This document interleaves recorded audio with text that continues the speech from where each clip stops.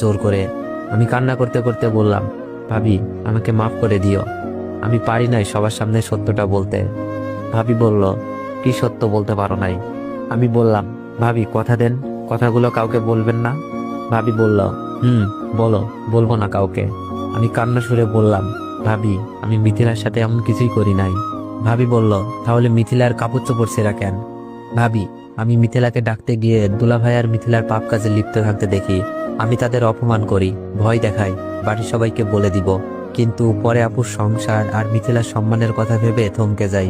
আমি রুম থেকে বের হতে যাচ্ছিলাম, দুলাভাই বাইর থেকে দরজা লক করে দেয়। মিথিলা জোরে জোরে কাঁদতে থাকে আর কাপড়গুলো ছিঁড়তে থাকে। তারপর ভিতর থেকে লক করে দেয় মিথিলা। বাইর থেকে দুলাভাই দরজা ধাক্কাছে আর চিল্লানি শুনে তোমরা এসে আমাকে এই পরিস্থিতিতে দেখলা। আমি কাকে বলবো এই কথা, কে বিশ্বাস করবে বলো? এই বলে কেঁদে কেঁদে রুম থেকে বের হতে যাচ্ছি। ভাবির চোখেও পানি। ভাবি বিশ্বাস